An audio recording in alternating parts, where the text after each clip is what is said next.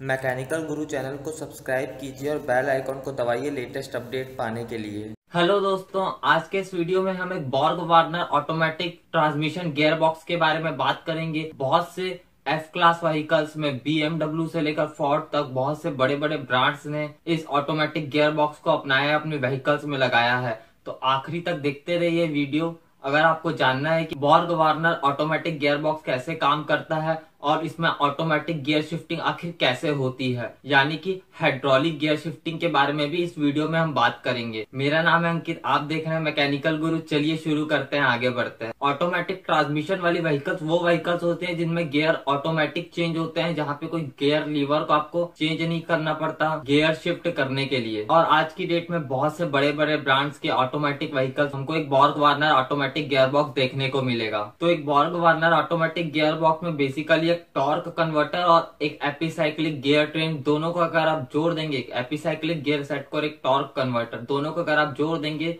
तो आपको एक Borg Warner automatic gear box या ऑटोमेटिक ट्रांसमिशन आपको देखने को मिलेगा। तो अगर आप टॉर्क कन्वर्टर के बारे में नहीं जानते या फिर एपिसाइक्लिक गियर बॉक्स के बारे में नहीं जानते तो पहले के मेरे वीडियो देख लीजिए, ताकि इस गियर बॉक्स के बारे में आपको आसानी से समझ में आ जाए। तो basically Borg Warner automatic gear box में टॉर्क कन्वर्टर में इंजन का इनपुट दिया जाता है और ये टॉर्क कन्वर्टर का जो आउटपुट रहता है उसे एक एपिसाइक्लिक गियर सेट में भेजा जाता है, जहां से आपका फाइनल आउटपुट मिलता है। मेरे बगल में आप एक Borg Warner automatic transmission system का डायग्राम देख सकते हैं। यह थोड़ा कंफ्यूजिंग डायग्राम है, इसलिए मैंने एक डायग्राम खुद अपने हाथ से बनाया है ताकि हम आसानी से इस गियर बॉक्स को समझ सके। अगर आपको यह डायग्राम चाहिए तो आप स्क्रीनशॉट खींच सकते हैं। जैसे मैंने आपको पहले बताया था, इस एपिसाइक्लिक गियर सेट के अलग अलग गियर्स में planet gear, ring gear, annulus gear, अलग अलग जगह ब्रेक लगाने में आपको अलग अलग डिफरेंट तरह की स्पीड आपको आउटपुट में प्रोवाइड होती है। उसी फिनोमिना में यह गियर बॉक्स वर्क करता है, लेकिन फर्क यह है कि पहले पावर इसमें इंजन से एक टॉर्क कन्वर्टर में भेजी जाती है,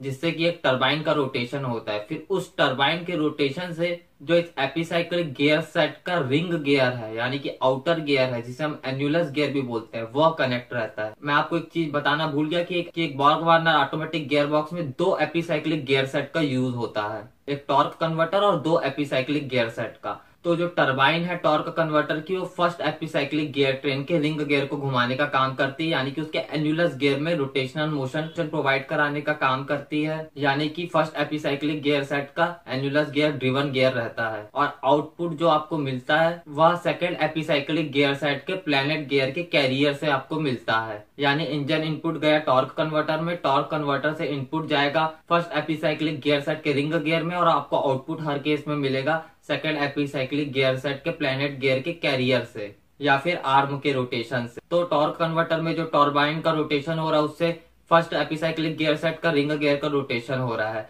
उसके कारण उसके प्लैनेट गियर का रोटेशन चालू होता है और फर्स्ट एपिसाइक्लिक गियर सेट का planet gear second epicyclic gear set के एनुलस गियर यानी रिंग गियर से कनेक्ट रहता है, जिससे सेकंड एपिसाइक्लिक गियर सेट में पावर पहुंचती है और सेकंड एपिसाइक्लिक गियर सेट का प्लैनेट गियर का कैरियर आउटपुट है। और इस गियर सेट में तीन अलग अलग जगह में ब्रेक अप्लाई होते हैं, तीन अलग अलग डिफरेंट केसेस में। उसके बारे में भी बात करें तो मेरे हिसाब से आपको इसका अरेंजमेंट क्लियर हो गया होगा। वर्किंग के बारे में बात करते हैं। इस बॉर्ग वार्नर गियर सेट से हमें चार तरह की स्पीड मिलती है, तीन फॉरवर्ड स्पीड और एक रिवर्स स्पीड। जब आप इस गियर बॉक्स में फर्स्ट गियर लगाते हैं तो दोनों एपिसाइक्लिक गियर सेट के सन गियर में ब्रेक लग जाता है, यानी कि दोनों एपिसाइक्लिक गियर सेट के सन गियर स्टेशनरी गियर हो जाते हैं।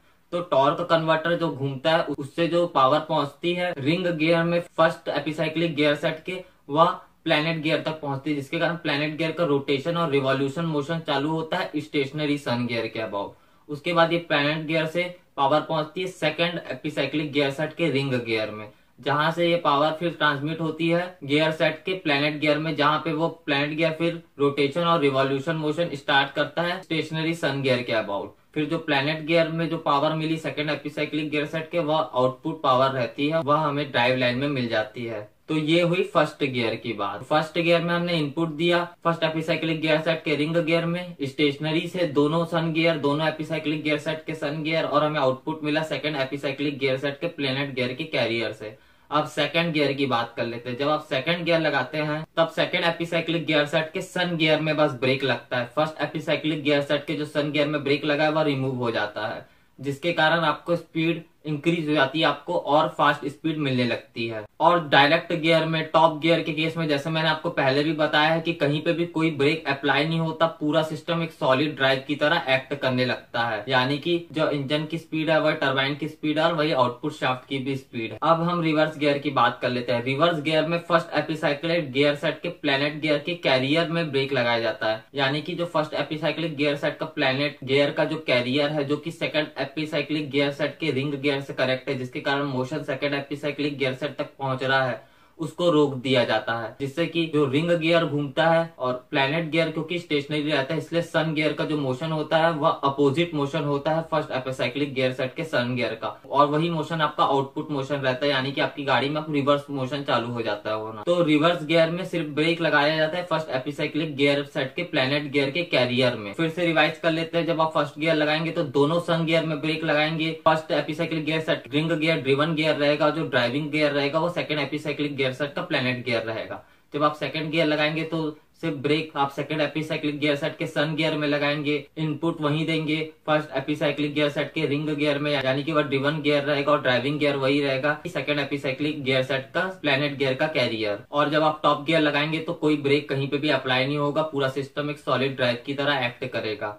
और जब आप रिवर्स गियर लगाएंगे तो फर्स्ट एपिसाइक्लिक गियर सेट के प्लैनेट गियर के कैरियर में ब्रेक लग जाएगा, जिससे कि motion second epicyclic gear set तक नहीं पहुंचेगा। जिससे जो आप ड्रिवन गियर जिसमें पावर दे रहे हैं, यानी कि फर्स्ट एपिसाइक्लिक गियर सेट के रिंग गियर से अपोजिट मोशन होगा फर्स्ट एपिसाइक्लिक गियर सेट के सन गियर का, और वो मोशन आपको आउटपुट शाफ्ट में मिल जाएगा, जिससे कि आपकी गाड़ी रिवर्स चलने लगेगी। तो दोस्तों यह थी वर्किंग एक Borg Warner automatic transmission system की। अब हम एक ऑटोमेटिक ट्रांसमिशन सिस्टम में गियर सिलेक्शन कैसे होता है उस बारे में बात कर। मैक्सिमम केसेस में जो क्लच का ऑपरेशन और जो ब्रेक का ऑपरेशन, ये अलग अलग एपिसाइक्लिक गियर सेट के अलग अलग गियर्स में ये ब्रेक का ऑपरेशन हाइड्रोलिकली किया जाता है। और यह जो हाइड्रोलिक प्रेशर रहता है ये सिर्फ दो सिचुएशन के ऊपर डिपेंड करता है। अगर आप ये दो सिचुएशन समझ गए तो आप पूरा सिस्टम समझ जाएंगे कि कैसे एक हाइड्रोलिक गियर सेलेक्टर मैकेनिज्म काम करता है। पहला है कार स्पीड। कार की कितनी स्पीड है उस स्पीड के हिसाब से शिफ्ट वाल्व के एक तरफ प्रेशर रेगुलेट होता है। और दूसरा यह है कि ड्राइवर कितना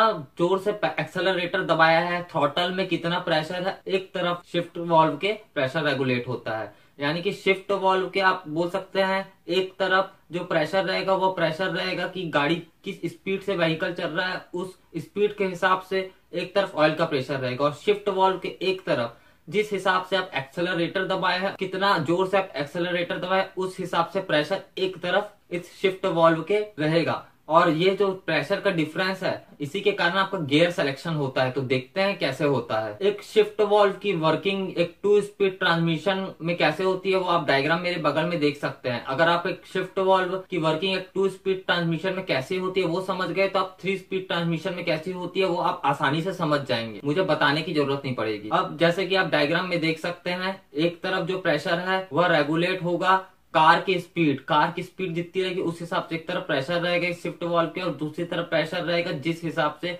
ड्राइवर एक्सेलरेटर पैडल को दबाया है उस हिसाब से एक तरफ प्रेशर रहेगा। अगर गाड़ी जब स्लो स्पीड में चलेगी तब क्योंकि सेंट्रीफ्यूगल फोर्स कम रहेगा इसलिए एक तरफ जो शिफ्ट वाल्व का प्रेशर कम रहेगा, और ड्राइवर क्योंकि एक्सेलरेटर जोर से दबा रहा होगा, उसको गाड़ी तेज चलाना होगा, इसलिए एक तरफ वह शिफ्ट वाल्व का प्रेशर इंक्रीज हो जाएगा, जिसके कारण शिफ्ट वाल्व खिसक जाएगा अपनी जगह से, जिसके कारण 2 गेट ओपन हो जाएंगे जहां से प्रेशर में ऑयल जाएगा और अपना काम करेगा। ब्रेक लगाना हो तो ब्रेक लगाएगा, क्लच दबाना हो तो क्लच दबाएगा, और आपका गियर चेंज होगा। यानी कि जब थ्रॉटल प्रेशर गवर्नर प्रेशर से ज्यादा रहेगा और गाड़ी का जो गवर्नर प्रेशर है वह कम रहेगा तो यह शिफ्ट वाल्व लेफ्ट की तरफ शिफ्ट हो जाएगा, जिसके कारण 2 वाल्व्स खुल जाएंगे जहां से प्रेशर में ऑयल जाएगा और ब्रेक या क्लच दबाएगा और आपका गियर हाई हो जाएगा। इसका उल्टा होगा, जस्ट अगर आप हाई स्पीड में रहे आप स्पीड कम करेंगे। जब आप हाई स्पीड में रहेंगे तो गवर्नर के ऑयल का प्रेशर बहुत ज्यादा रहेगा, शिफ्ट वाल्व के एक तरफ प्रेशर ज्यादा रहेगा, और एज अ ड्राइवर आप एक्सेलरेटर पेडल से अपना प्रेशर रिमूव करेंगे, आप गाड़ी को धीरे करना चाहेंगे, जिसके कारण एक तरफ प्रेशर कम हो जाएगा, जिसके कारण जो शिफ्ट वाल्व है वो फिर खिसक जाएगा राइट की तरफ, जिसके कारण जो पहले के वाल्व्स है वो बंद हो जाएंगे और दूसरे वाल्व्स खुल जाएंगे। जहां से फिर प्रेशर में ऑयल जाएगा जो आपके गियर को डाउन करना है वह काम करेगा क्लच और ब्रेक को ऑपरेट करके। और ऐसे इस शिफ्ट वाल्व का हल्का हल्का मूवमेंट और अलग अलग जगह में वाल्व खुलने और बंद होने के कारण अलग अलग गियर ऑपरेट होते हैं, चाहे वो 2 स्पीड ट्रांसमिशन हो चाहे 3 स्पीड ट्रांसमिशन हो। 3 स्पीड ट्रांसमिशन होगा तो 3 जगह वाल्व का सेट होगा, 2 स्पीड ट्रांसमिशन है तो यहाँ पे 2 जगह में वाल्व का सेट है। अब ये जो ऑयल सप्लाई होता है ये सिस्टम में यह एक ऑयल पंप के द्वारा सप्लाई होता है जिसको पावर इंजन से ही मिलती रहती है और यह पंप हमेशा चलता रहता है जब तक इंजन चलता रहता है। तो दोस्तों आज हम लोगों ने एक ब्रॉग वार्नर ऑटोमेटिक गियर बॉक्स के बारे में बात की और मैंने आपको बताया कि एक ऑटोमेटिक गियर बॉक्स में हाइड्रोलिकली गियर कैसे चेंज होते हैं। तो दोस्तों मुझे उम्मीद है कि आपको यह वीडियो पसंद आया होगा। अगर पसंद आए तो जरूर मेरे चैनल को लाइक शेयर और सब्सक्राइब करना और अगर कुछ क्वेरीज हो तो कमेंट्स में जरूर पूछना, क्योंकि मैं आपके लिए रोज ऐसी अच्छी अच्छी वीडियोस लेके आता रहता हूँ। जय हिंद, वंदे मातरम।